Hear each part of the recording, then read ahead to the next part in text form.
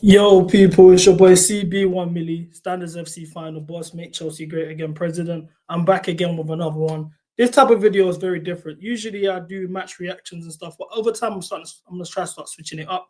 But I've come in to ask you guys a very important question. And before I ask this question, I want to preface what where this club was 2 weeks ago. So we were second in the table, 2 points off top. Enzo Maresca chants ringing around the whole stadium. We've got our Chelsea back ringing around the whole stadium. It's amazing. Chelsea are back finally. Like, it looks like standards are being restored. This is the Chelsea that we recognize. Looking into the next fixtures, we've got Everton, Fulham, Ipswich, and Palace. We're licking our lips. We've had the toughest run that we could have possibly had up to this point when we was facing the likes of Liverpool, Newcastle, Arsenal, United, and Forest in a row. So now we're looking at these fixtures and we're like, oh my gosh, we could be top of the table before we face Man City. Oh, this is cash money. And now I ask this question and I can't believe it's coming out of my mouth. Pause. Are Chelsea FC in a crisis? Yes. Are Chelsea in a crisis? The fact that we're asking this now is mental. And there's going to be a whole batch of people, Chelsea fans, that say, oh my gosh, you're exaggerating. What's crisis? It goes down to where your standards are. Because I know you guys are going to say, we was 10th last season. That was a crisis. Oh, we finished 12th the season before. That was also a crisis. For me, a crisis is if we are in jeopardy of top four. That's a crisis. If top four is looking shaky, we're in the thick of things, we can't guarantee we're going to qualify for Europe. That's a crisis. If anything, is a disgrace. Chelsea, I know we grew up on second and third place. That's a crisis. Yo, why are you man finishing third? Why are you man trophyless? Now, just because the last 2 years that's been the norm, don't be confused. That's as long as we're Standards FC, as long as we're trying to make Chelsea great again, we are potentially in a crisis as of now. And that's mad. Because I want to remind you who we faced. Everton away, naturally going to Goodison Park. That's always a result that I'm not really comfortable at as a ground that I don't really like going there. You know, taking a draw out of that bogey team, I didn't even look at it as a bad result. Obviously, we could have won the game, but all in all, I will take that. Fulham at home is a disgrace. They haven't won it in 45 years. We were 1-0 up in the 80th minute. We lost 2-1. Ipswich away, who they haven't won in the league in their ground since 2002. We lose 2-0.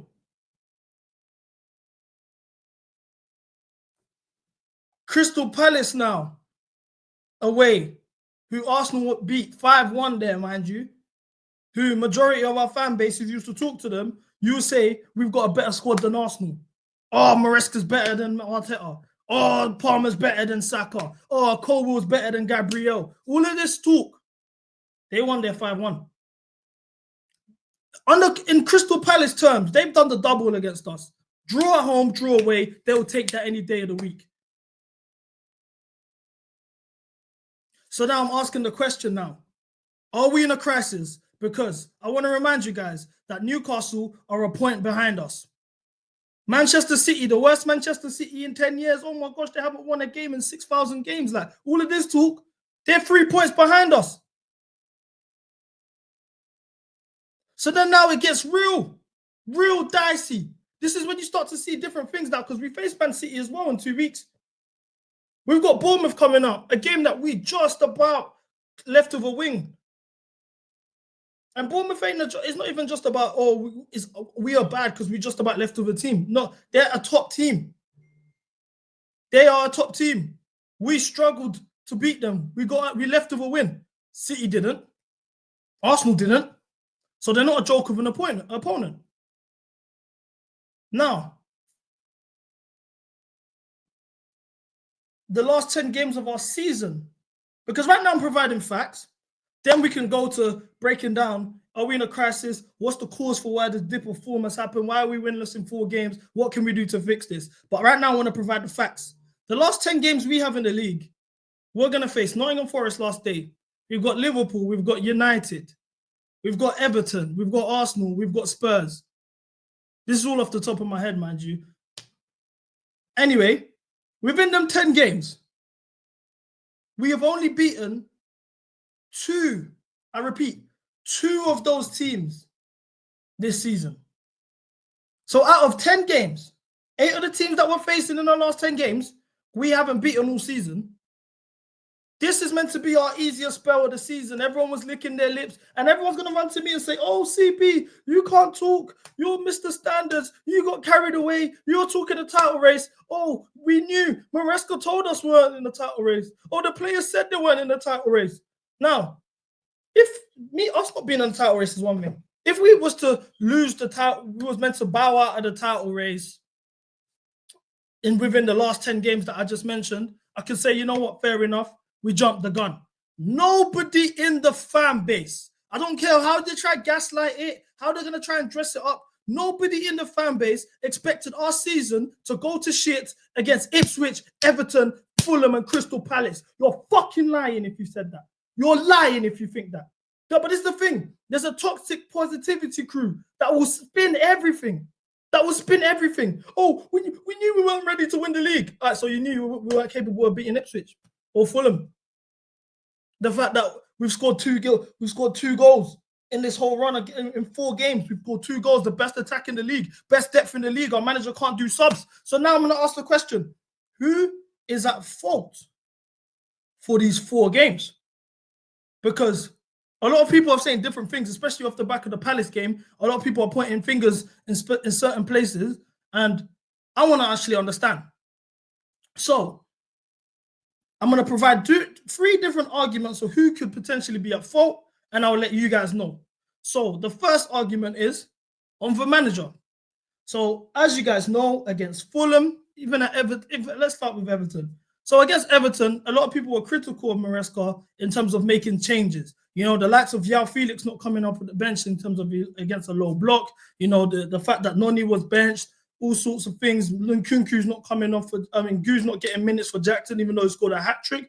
A lot of people were criticizing him. And, you know, rightfully so to an extent when it comes to the changes, because his subs are very, I want to say reactive, but his one is very slow. He was a very proactive guy in the start of the season. Oh yeah, I don't like what I'm seeing. Okay, half-time change, 56-minute change, 60. Like he was moving like that, and I like that, especially if we're considered to be a team who's got mad depth in the bench and all of these players, and we're so deep pause in terms of what type of team we have, and you're not utilizing such.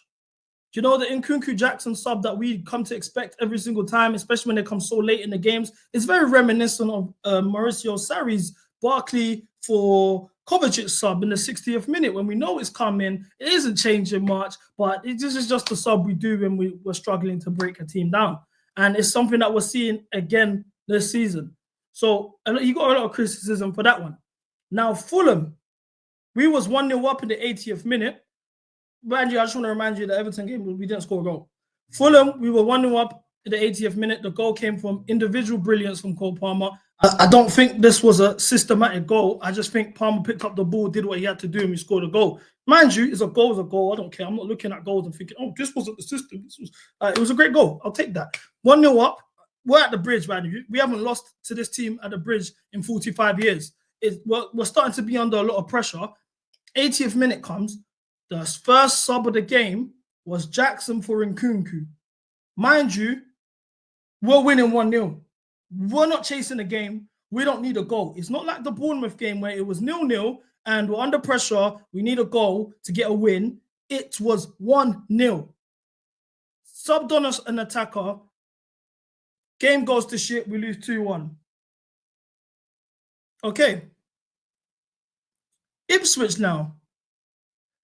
It's nil. Let's just be honest. At 0-0, we had question marks. Why in the fuck is Disasi playing at right back, mind you? Because with the previous manager, we were told you can't play players out of position. That's a taboo. Why was that the case? I don't understand. I saw Josh on the bench. Josh Achampong's a right back. He's had a lot of he's good enough to play in the Premier League, is what we've been briefed. You know, he's got a new contract. I saw him against Shamrock Rovers. Mind you, it is Shamrock Rovers, but he looked tidy at the right back position. Why is Disasi playing right back? Nkunku for Jackson, everyone asked for that. Felix, all of these guys were playing. Everyone else for that. Jorgensen, everyone else for that. He gives away a penalty. So apart from Disasi, I would give the manager the benefit of the doubt because he played the squad that everyone in the fan base was crying over. Now, you could say, as a manager, why are you listening to the TL? Because he definitely has a tactical burner account. He definitely does. Because every time you guys tweet something, he will do what you guys are asking for via Twitter. Now, like I said, the excuse was, why was Josh Achampong not playing instead of Disasi? Ultimately cost us the result. Crystal Palace comes. Josh Achampong starts. Do you know what I'm saying? He clearly has a tactical burner.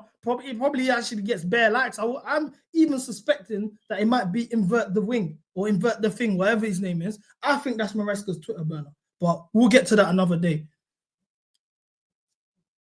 Once again, individual quality gets us the goal. 1-0. 80th minute.